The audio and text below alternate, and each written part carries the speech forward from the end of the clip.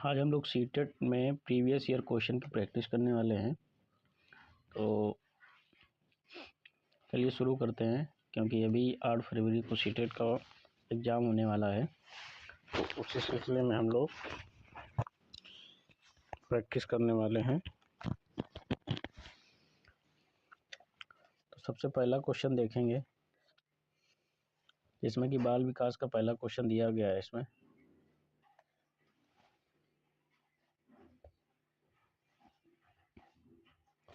पहला क्वेश्चन क्या है?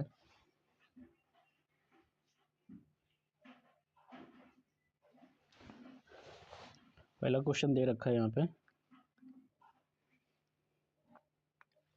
निम्नलिखित में से कौन सा प्रश्न चिंतन की ग्रहण प्रकार की शैली को प्रोत्साहित करता है? चिंतन की ग्रहण प्रकार की शैली को प्रोत्साहित करता है। तो यहाँ पे ऑप्शन दे रखे हैं। इसमें ऐसा पूछा गया कि कौन सा ऐसा प्रश्न है जो चिंतन को प्रभावित करता है, यानी कि चिंतन को हमारे मन में लाता है। ऐसा कौन सा यहाँ पे प्रश्न है, ये पूछा गया है। ठीक है,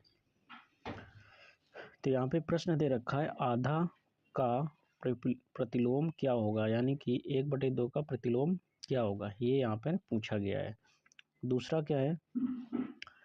दूसरा है न्यूनतम छोटी से छोटी अभाज्य संख्या क्या है। न्यूनतम इसमें पूछा गया है कि छोटी से छोटी अभाज्य संख्या क्या है यहाँ पे। तीसरा प्रश्न है, आधी मात्रा में चाय बनाने के लिए कितना दूध प्रयोग करेंगे। आधी मात्रा में चाय बनाने के लिए कितना दूध प्रयोग करेंगे। ठीक है, तो इसमें ये पूछा गया है, लेकिन इसमें कोई भी ऐसा तर्क नहीं आया है कि यहाँ पे चिंतन वाली बात हो। लेकिन जब योग व्याकलन घटाव का विलोम होता है, या कहने का क्या तात्पर्य है, तो यहाँ पे सोचने पर आदमी मजबूर हो जाता है कि जोड़ें कि घटाएं कि क्या करें। तो ऐसे प्रश्न को हम क्या कहेंगे, ये चिंतन को प्रभावित करता है। ठीक है, इसमें चिंतन करना पड़ेगा। तो इसमें कौन सा ऑप्शन सही हो जाएगा? हमारा 4th पार्ट बिल्कुल यहाँ पर सही हो जाएगा। ठीक, अगला क्वेश्चन देखेंगे। अगला क्वेश्चन यहाँ पर देखेंगे। अगला क्वेश्चन क्या दे रखा है यहाँ पे? अगला क्वेश्चन है, अधिगम क्या है। अगला क्वेश्चन पूछा गया है, अधिगम क्या है। तो जो कुछ हम जानते हैं वह सब अधिगम किया हुआ है, क्या ऐसा है? तो ये परिभाषा ही गलत है। दूसरा क्या है, व्यवहार ज्ञान और कौशल पर तुलनात्मक स्थायी प्रभाव पड़ता है। व्यवहार ज्ञान और कौशल पर तुलनात्मक स्थायी प्रभाव पड़ता है। ठीक है, गेट बंद कर दे। तो यहाँ पे दूसरा जो आंसर है वो हमारा बिल्कुल सही है, क्योंकि ये अधिगम की परिभाषा इसी प्रकार से होती है। ठीक है, तीसरा भी यहाँ पे हम देख लेंगे, प्रत्यक्ष रूप से अवलोकन और मापन योग्य है। ठीक है, चौथा क्या है, विशिष्ट आयु स्तर तक सीमित है, ये भी नहीं होगा। तो यहाँ पे हमारा कौन सा सही हो जाएगा? दूसरा बिल्कुल यहाँ पर सही हो जाएगा। अगला क्वेश्चन यहाँ पर देखेंगे। अगला क्वेश्चन क्या दे रखा है? अगला क्वेश्चन दे रखा है, अगला क्वेश्चन है, कोहलर वर्ग के अनुसार एक बालक के नैतिक विकास के कौन से स्तर से वह नैतिक मूल्यों का अंतःकरण प्रदर्शित नहीं करता है। ठीक है, और बालक के नैतिक तर्क बाह्य पुरस्कार और दंड से नियंत्रित रहते हैं। ठीक, तो यहाँ पे कौन सा सही हो जाएगा तीसरे में?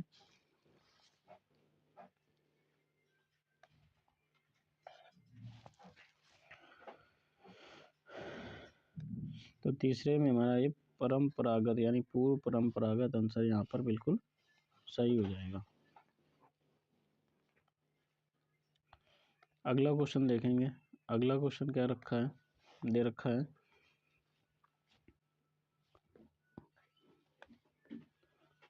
बालक की विवेचना तर्क तार्किक नहीं है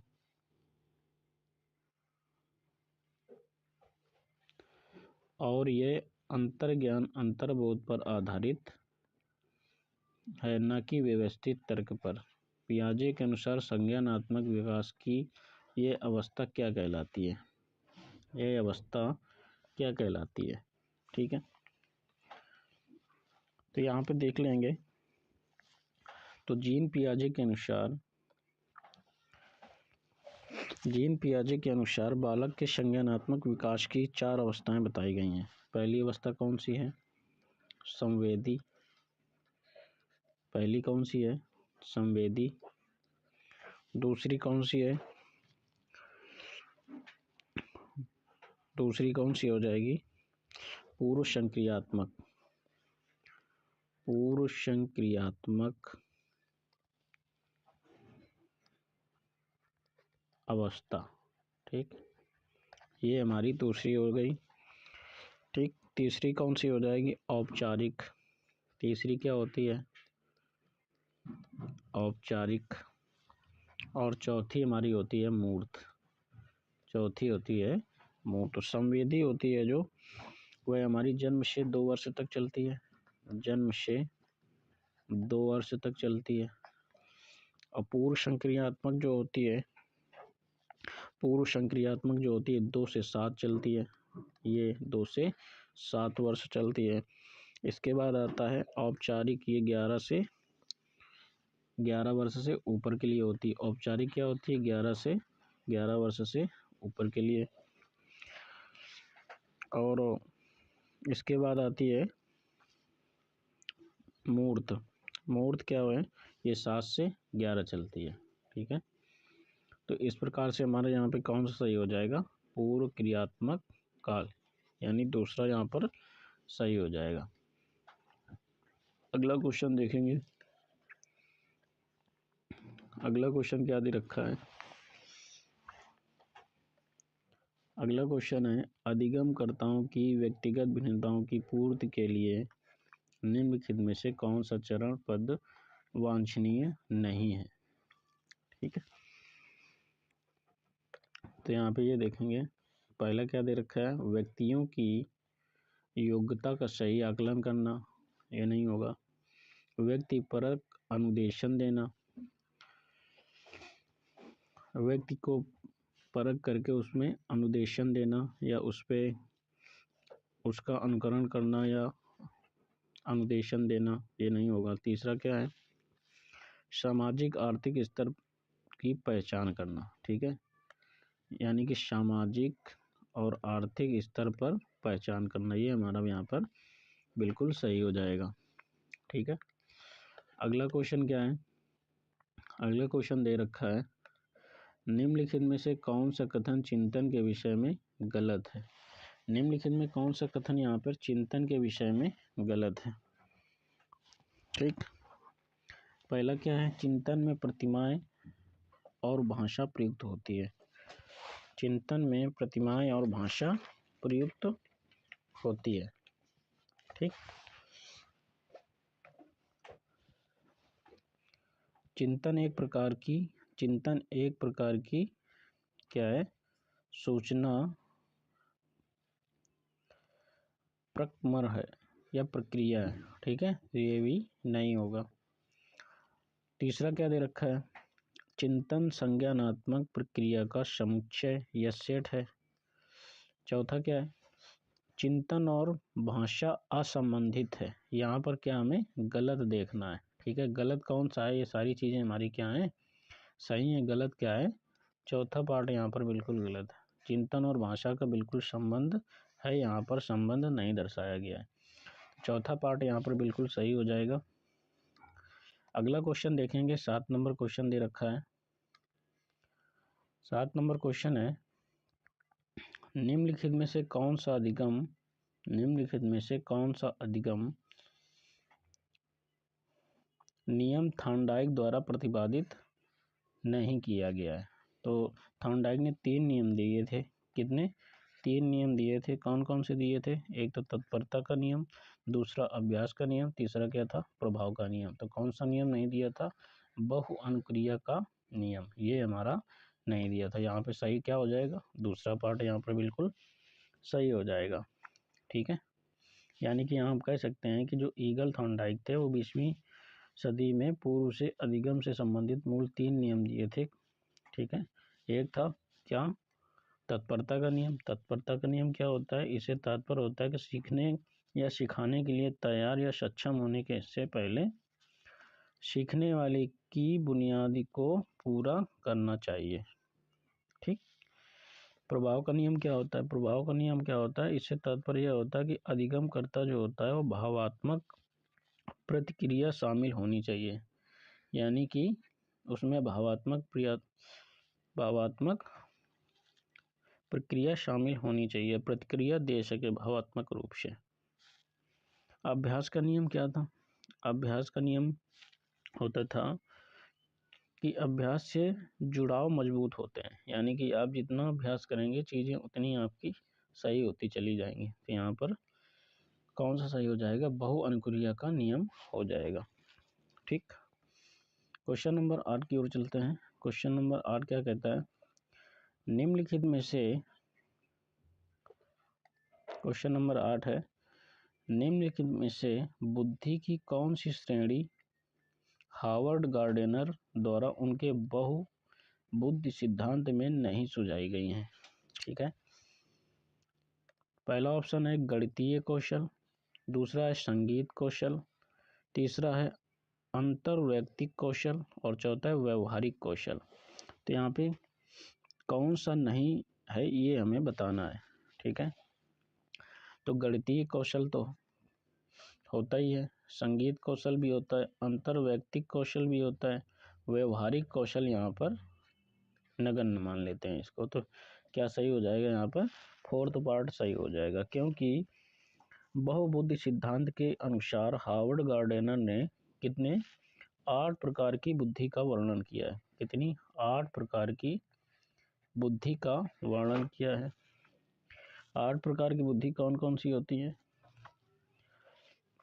भाषाई बुद्धि, तार्किक बुद्धि और गणितीय बुद्धि, स्थानिक बुद्धि, शारीरिक गतिक बुद्धि, सांकेतिक बुद्धि और पारस्परिक बुद्धि, अंतर्वैयक्तिक बुद्धि और नैसर्गिक बुद्धि। यहाँ पे व्यवहारिक कौशल का कोई भी यहाँ पर रोल नहीं है। ठीक है, तो यहाँ पर 8 बुद्धि बताई थी किसने?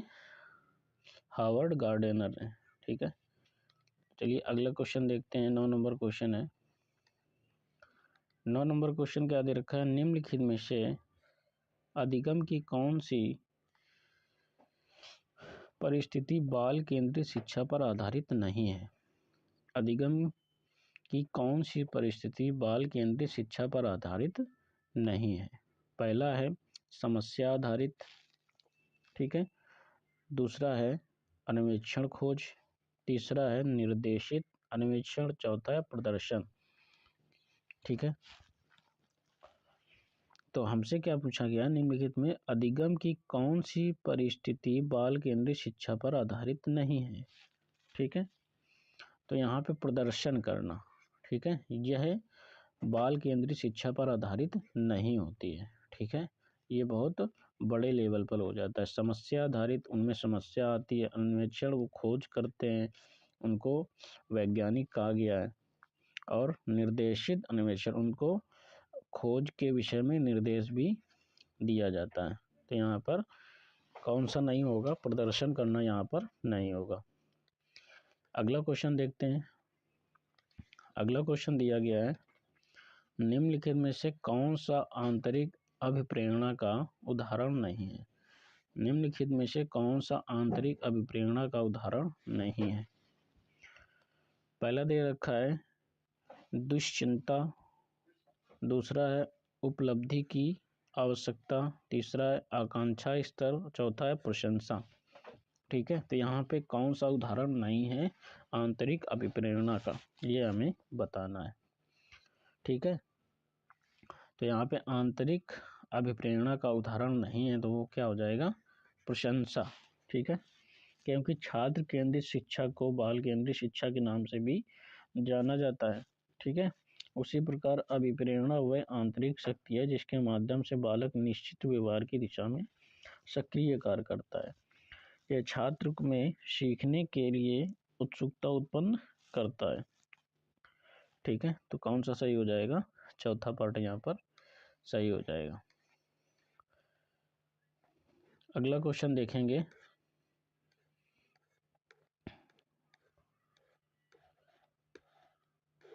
अगला क्वेश्चन है यहाँ पर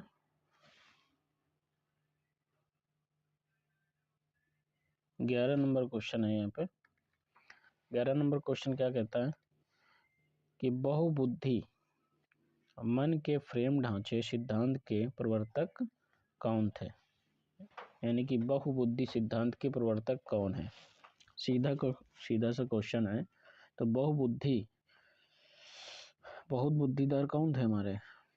जिनके पास बहुत बुद्धि होती है वो होते हैं गॉड। कौन से होते हैं? गॉड, यानी कि भगवान। उसी प्रकार से इसको हम याद कर सकते हैं, हावर्ड गार्डेनर। ठीक है, हावर्ड गार्डेनर। तो पहला यहाँ पे सही हो जाएगा, हावर्ड गार्डेनर। फिर अगला देखेंगे।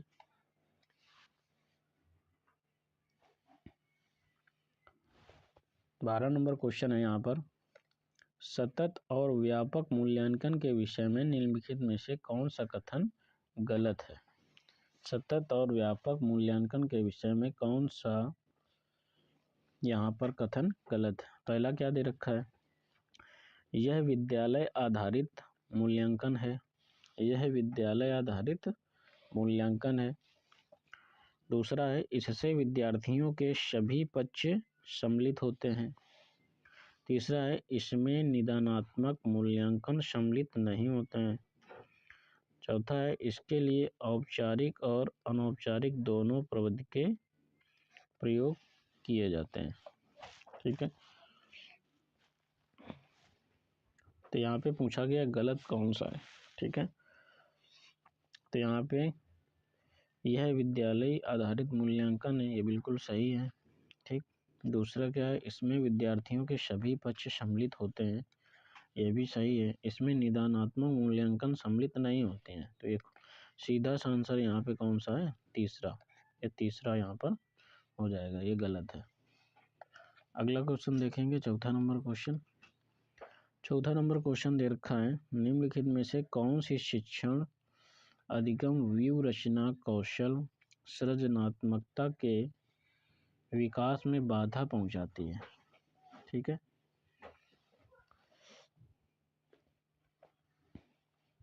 पहला दे रखा है, विद्यार्थियों को लचीले ढंग से चिंतन में सहायता करना।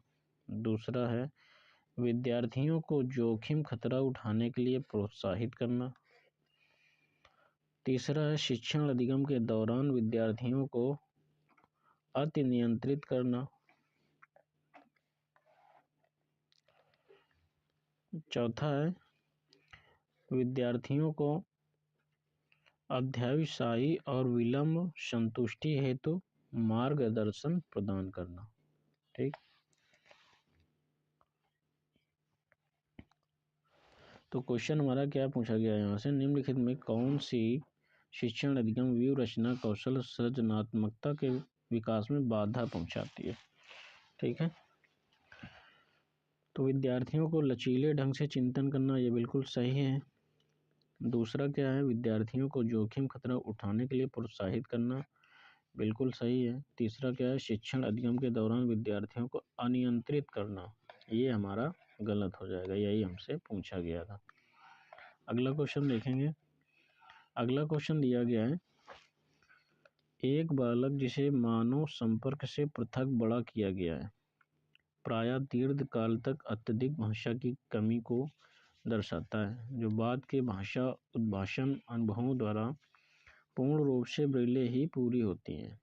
यह साक्ष्य भाषा विकास के कौन से पक्ष को बल देता है? ठीक है, तो यहाँ पर कौन सा सही हो जाएगा? वातावरणीय, दूसरा जैविकीय, तीसरा अंतःक्रियावादी और चौथा व्यवहारिक। ठीक है, तो यहाँ पर कौन सा हो जाएगा? अंतःक्रियावादी, क्योंकि मानव के संचार के लिए प्राथमिक विधि होती है, किंतु संचार हेतु भाषा के अलावा अन्य तरीके भी होते हैं। बालक जिसे मानव संपर्क से पृथक बड़ा किया होता है दीर्घकालिक तक भाषा की कमी को दर्शाता है। तो यहाँ पे अंतःक्रियावादी बिल्कुल सही हो जाएगा। ठीक है, अगला क्वेश्चन देखेंगे। अगला क्वेश्चन दे रखा है, बालकों की सामाजिक दक्षता के विकास के लिए निम्नलिखित में से कौन सी परवरिश शैली अधिकतम प्रभावी होती है? अधिकतम प्रभावी होती है।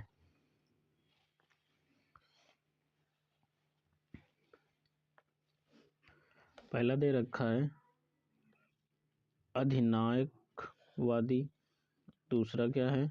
लापरवाह, तीसरा है प्राधिकारिक, चौथा है कृपालु। तो यहाँ पर कौन सा सही हो जाएगा? तो प्राधिकारिक यहाँ पर सही हो जाएगा, क्योंकि बालकों की सामाजिक दक्षता होती है विकास के लिए प्राधिकारिक परवरिश शैली अधिकतम प्रभावशाली होती है। ठीक है, तो यहाँ पे तीसरा बिल्कुल सही हो जाएगा। अगला क्वेश्चन देखेंगे। अगला क्वेश्चन है, निम्नलिखित में से कौन सा उपकरण संरचनात्मक निर्णयात्मक आकलन के लिए उपयुक्त प्रतीत नहीं होता, यानी गलत हमें बताना है। पहला है प्रश्नोत्तरी, मानदंड संदर्भित परीक्षा, समूह परिचर्चा, वार्तालाप। ठीक है, तो कौन सा यहाँ पर गलत है ये हमें बताना है। ठीक है, समूह परिचर्चा होती है, ना कि वार्तालाप होता है। ठीक है, तो यहाँ पे वार्तालाप बिल्कुल गलत हो जाएगा। प्रश्नोत्तरी भी होती है, उसमें मानदंड संदर्भित परीक्षा भी होती है। ठीक है, तो वार्तालाप नहीं होता है, शोर शराबा किसी भी ऐसे मुद्दे पर बात नहीं होती, उसे हम समूह परिचर्चा कहते हैं। ठीक है, अगला क्वेश्चन देखेंगे। अगला क्वेश्चन दे रखा है, अधिगमकर्ताओं की सत्ता और व्यापक मूल्यांकन के विषय में निम्नलिखित में से कौन सा कथन सही है? निम्नलिखित में से कौन सा कथन सही है? पहला क्या है? संकलित यानी कि योगात्मक आकलन औपचारिक आकलन कहलाता है। दूसरा क्या है? दूसरा है संकलित आकलन अनौपचारिक आकलन कहलाता है। तीसरा है संकलित आकलन अनुदेशन प्रक्रिया के दौरान होता है। चौथा है संकलित आकलन विद्यार्थियों की कठिनाई के निदान पर बल देता है। ठीक, तो यहाँ पर कौन सा सही हो जाएगा? संकलित योगात्मक यानी कि योगात्मक आकलन औपचारिक आकलन कहलाता है, यही हमारा बिल्कुल सही हो जाएगा। बाकी ये तीनों कम सही हैं। ठीक है,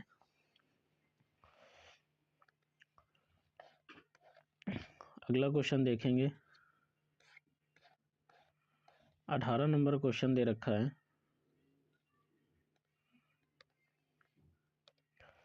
अधिगम योग्यता अयोग्यता निर्योग्यता इसे हम कहते हैं उपयुक्त रूप में से परिभाषित की जा सकती है। परिभाषित की जा सकती है कैसे?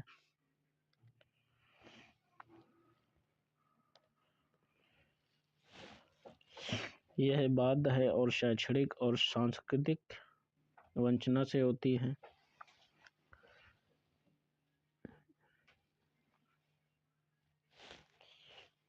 इसमें दूसरा सही है, लेकिन धुंधला दिखाई दे रहा है, इसको हटा ही देते हैं। 19 नंबर क्वेश्चन है, विकास के संबंध में निम्नलिखित में से कौन सा सार्थक तत्व है? पहला यह पूर्वानुमान, यह पूर्वानुमान प्रारूप के अनुसार नहीं होता है। दूसरा है यह आनुवंशिकी और वातावरण की अंतःक्रिया का परिणाम है। तीसरा है सभी व्यक्ति समान दर से विकास करते हैं। चौथा है विकास विशिष्ट से सामान्य की ओर अग्रसर होता है। तो यहाँ पर कौन सा सही हो जाएगा? तो यह अनुवांशिकी और वातावरण की अंतःक्रिया का परिणाम होता है। क्या? विकास से संबंध निम्नलिखित में से कौन सा सार्थक था? तो यहाँ पर दूसरा सही हो जाएगा। ठीक है, अगला क्वेश्चन 20 नंबर क्वेश्चन दे रखा है, अधिगम के सामाजिक निर्मितवादी उपागम की परिभाषा है। उपागम की परिभाषा है। पहला ऑप्शन क्या दे रखा है? अधिगम के लिए बालक के संज्ञान पर बल देना। दूसरा, अधिगम के लिए सूचना प्रक्रम पर बल देना। तीसरा है अधिगम के लिए दूसरों से सहयोग पर बल देना। अधिगम के लिए अनुभवों पर बल देना। तो यहाँ पर कौन सा ज़्यादा अच्छा सही है? तो अधिगम के लिए क्या हमें सूचना प्रक्रम पर बल देना चाहिए, यानी भाषा का। तो यहाँ पर कौन सा सही हो जाएगा? अधिगम के लिए दूसरों से सहयोग पर बल देना।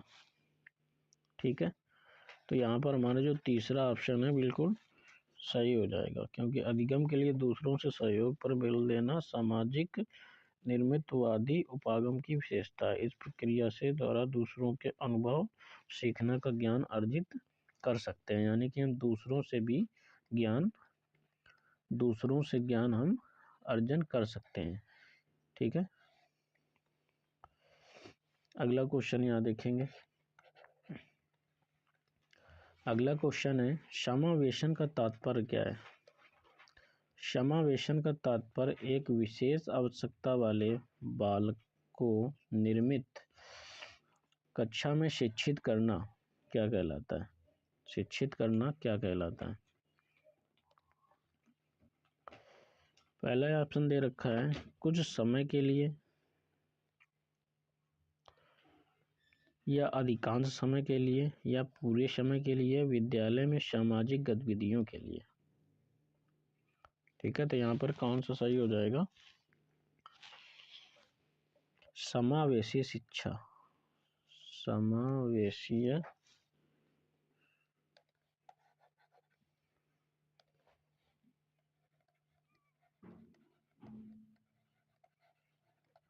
समावेशीय शिक्षा, ये क्या होती है समावेशी शिक्षा?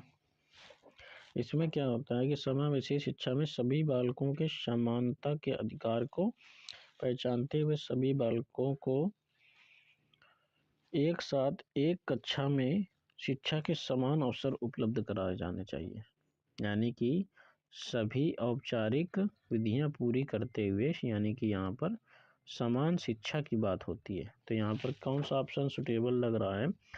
तो यह अधिकांश समय के लिए क्या होना चाहिए? एक विशेष आवश्यकता वाले बालक को नियमित यानी समान रूप से कक्षा में शिक्षित करना चाहिए। ठीक है, तो दूसरा ऑप्शन यहाँ पर बिल्कुल सही हो जाएगा।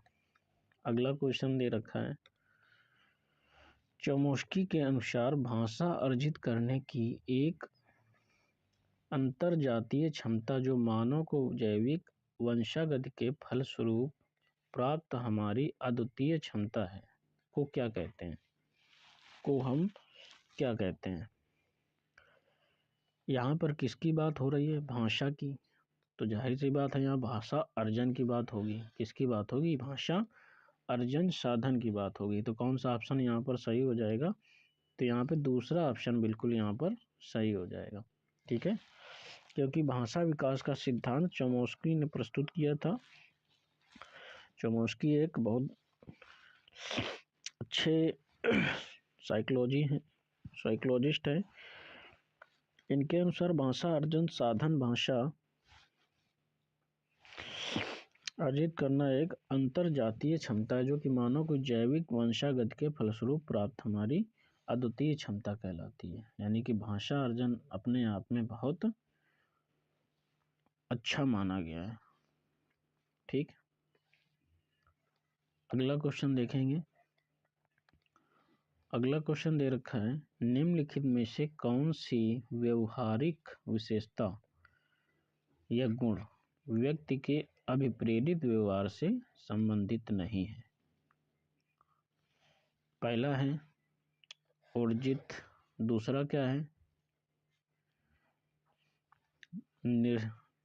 निर्दिष्ट यानी ये निर्देशित, तीसरा क्या है पृथक, चौथा है सतत या लगातार। यहाँ पे कौन सा सही हो जाएगा, पृथक। ठीक है, बात किसकी कर रहे हैं हम, निम्नलिखित में कौन सी व्यवहारिक विशेषता व्यक्ति के अभिप्रेरित व्यवहार से संबंधित है, यानी कि उसे अलग करती है। यानी कि अर्जित, निर्देशित, प्रयास, सतत, लगातार, लक्ष्य प्राप्ति आदि के व्यक्ति के अभिप्रेरित व्यवहार से संबंधित विशेषता है। ठीक है, जो उसे अलग यानी पृथक बनाती है। ठीक है, तो यहाँ पे कौन सा सही हो जाएगा, पृथक। यही नहीं होगा, बाकी ये हमारे सारे चीजें इससे संबंधित है व्यवहार से, और ये पृथक करना गलत हो जाएगा। ठीक है, संबंधित नहीं है, क्या पूछा गया है, संबंधित नहीं है। ठीक, अगला क्वेश्चन है 24 नंबर।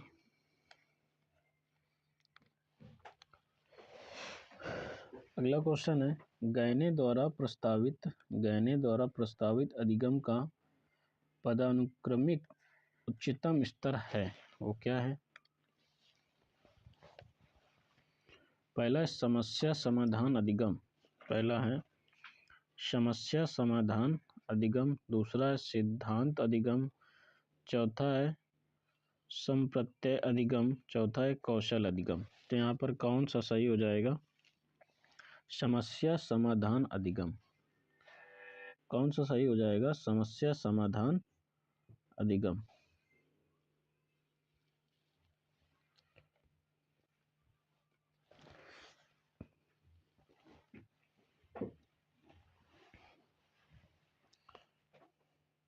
समस्या समाधान अधिगम,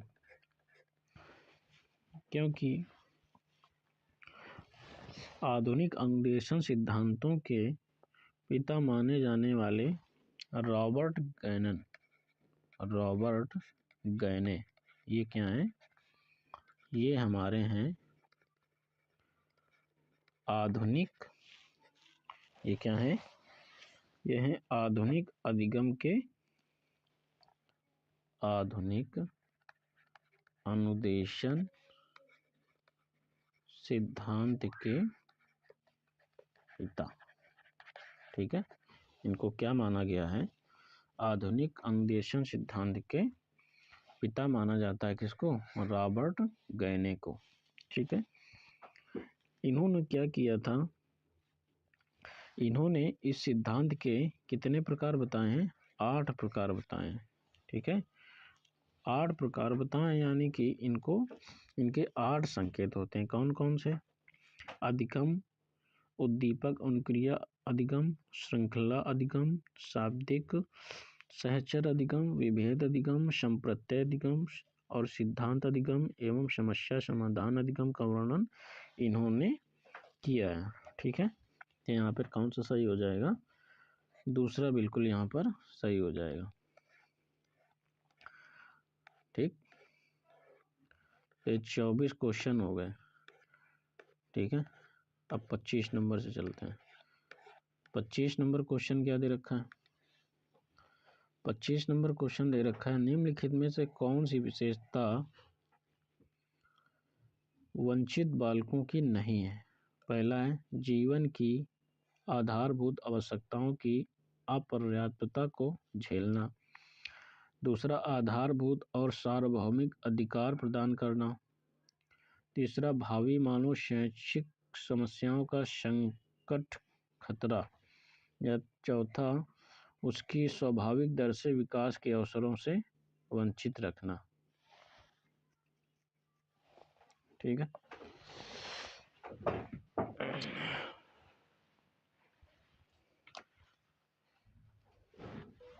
तो यहाँ पर कौन सा सही हो जाएगा, तो यहाँ पर जो आधारभूत और सार्वभौमिक अधिकार प्रदान करना, ये हमारा यहाँ पर बिल्कुल सही हो जाएगा। अगला क्वेश्चन देखेंगे। अगला क्वेश्चन क्या कहलाता है? एक बालक जो किसी एक विशेषता या लक्षण जैसे दुश्चिंता या सामाजिकता में उच्च और निम्न है, बाद के वर्षों में भी इसी तरह का रहता है, यह कथन निम्न में किसको महत्व को बल देता है? आनुवंशिकी को या वातावरण को, या आनुवंशिकी और वातावरण को, या फिर परिपक्वता को। ठीक है, तो यहाँ पर कौन सा सही हो जाएगा? तो यहाँ पर पहला बिल्कुल यहाँ पर सही हो जाएगा, आनुवंशिकी को। ठीक है, अगला क्वेश्चन देखेंगे। अगला क्वेश्चन दे रखा है, अगला क्वेश्चन है विकास के पक्ष। ठीक है, विकास के पक्ष जैसे कि शारीरिक और संज्ञानात्मक, सामाजिक, संवेगात्मक निम्नलिखित में से कौन सी प्रक्रिया से विकसित होती है? पहला ऑप्शन दे रखा है पृथकता से, यानी कि अलग करना, या फिर आंशिकता से, तीसरा क्या है यादृच्छिकता से, और चौथा क्या है समग्रता और साकल्यता या संपूर्णता से। तो यहाँ पर कौन सा सही हो जाएगा? तो पूछा क्या गया है हमारा, विकास के पक्ष जैसे शारीरिक, संज्ञानात्मक, सामाजिक और संवेगात्मक निम्नलिखित में से कौन सी प्रक्रिया से विकसित होते हैं? तो ये हमारी समग्रता और साकल्यता से विकसित होते हैं। ठीक है, तो चौथा ऑप्शन यहाँ पर बिल्कुल सही हो जाएगा। ठीक है, अगला क्वेश्चन है वाइगोत्स्की के अनुसार वह कार्य जो बालक के स्वयं के लिए अत्यधिक कठिन हो परंतु किसी प्रौढ़ और अत्यधिक कुशल साथी की सहायता से करना संभव हो, क्या कहलाता है? ठीक,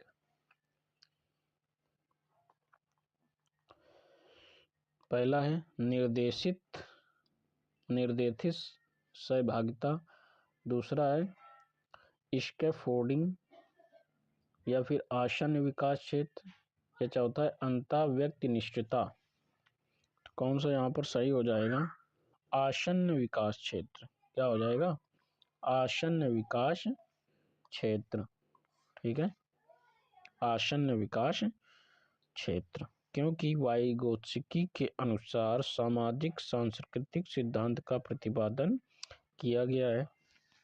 इस सिद्धांत के अनुसार बालक का संज्ञानात्मक विकास एक अंतर्वैयक्तिक सामाजिक परिस्थितियों में संपन्न होता है तथा वह कार्य को बालक के स्वयं के लिए अत्यधिक कठिन करना होता है, जैसे परंतु किसी प्रौढ़ और अत्यधिक कुशल साथी की सहायता से करना संभव हो जाता है। वही चीज़ है कि अगर कोई नया व्यक्ति है तो चीज़ों को कम कर पाएगा। ठीक है, या कोई न्यू व्यक्ति है तो चीज़ों को कम कर पाएगा, और जो एक्सपीरियंस है, ठीक है, एक्सपीरियंस होल्डर है, वो चीज़ों को अच्छे से कर सकता है। तो हमें किससे सीखना चाहिए? जो पहले से चीज़ों को जानता है, उससे हमें चीज़ों को सीखना चाहिए। किसने कहा था? ये वाइगोत्स्की ने कहा था। तो यह किस क्षेत्र के अंतर्गत आता है? तो यह आसन्न विकास क्षेत्र के अंतर्गत आता है। ठीक है, चलिए अगला क्वेश्चन देखते हैं। अगला क्वेश्चन क्या कहलाता है? क्या कहता है? संवेग की प्रकृति। संवेग की प्रकृति निम्नलिखित में से कौन से कथन से सही रूप में प्रकट होती है? सही रूप में प्रकट होती है। कुछ एक संवेगों का व्यवहारात्मक पक्ष होता है। यह संवेग जीव के स्थायी अवस्था होती है। संवेगात्मक प्रकटीकरण को अधिगम द्वारा परिवर्तित नहीं कर सकते हैं। चौथा क्या है? प्रत्येक संवेग के साथ एक भावना निहित होती है। ये साथियों हरियाणा टेट में आया हुआ पेपर है जो हम अभी सॉल्व कर रहे हैं। वहाँ का पेपर हल्का नहीं आता है, बहुत कठिन आता है। ठीक है, उसकी ये बाल विकास की क्लास है यानी साइकोलॉजी की, उसके हम लोग प्रश्न हल कर रहे हैं यहाँ पर। ठीक है, बाकी अब अदर स्टेटों के जो टेट होते हैं उनकी अपेक्षा हरियाणा का जो टेट होता है बहुत कठिन आता है। ठीक है, तो यहाँ पे कौन सा सही हो जाएगा, तो यहाँ पर प्रत्येक संवेग के साथ एक भावना निहित होती है, ये हमारा बिल्कुल सही हो जाएगा। ठीक है, आज का लास्ट क्वेश्चन होगा, समस्या समाधान में निम्नलिखित में से कौन सा पद सम्मिलित नहीं है। समस्या समाधान में कौन सा पद सम्मिलित नहीं है। आंकड़ों का एकत्रीकरण करना, दूसरा है परिकल्पनाओं का निर्माण करना, तीसरा है सत्यापन और सामान्यीकरण करना, चौथा है उद्दीपक के प्रति अनुक्रिया। तो ये यहाँ पर कौन सा सही हो जाएगा, तो यहाँ पे उद्दीपक के प्रति अनुक्रिया समस्या समाधान में कौन सा पद सम्मिलित नहीं है, तो यही पद सम्मिलित नहीं है। कौन सा, चौथा, क्योंकि समस्या समाधान एक ऐसी प्रक्रिया है जिसमें तार्किक चिंतन, विश्लेषण एवं मूल्यांकन द्वारा एक निश्चित परिणाम प्राप्त किया जाता है। समस्या समाधान के अंतर्गत समस्याओं को समझना, आंकड़ों का एकत्रीकरण करना, परिकल्पनाओं का निर्माण करना और सत्यापन और सामान्यीकरण, संभावित समाधानों का परीक्षण एवं निष्कर्षों का निर्माण आदि सम्मिलित होता है। ठीक है, ये सम्मिलित नहीं होता है। ठीक है, आगे हम लोग क्या करेंगे, ये हमारा हो गया CDP का, ख़त्म हो गया पूरा। ठीक है, नेक्स्ट क्लास जो होगी, नेक्स्ट क्लास में हम लोग हिंदी और इंग्लिश के प्रश्नों को हल कर रहे होंगे। ठीक है, नेक्स्ट क्लास में हम लोग क्या करेंगे, हिंदी और इंग्लिश के प्रश्नों को हल करेंगे। ठीक है,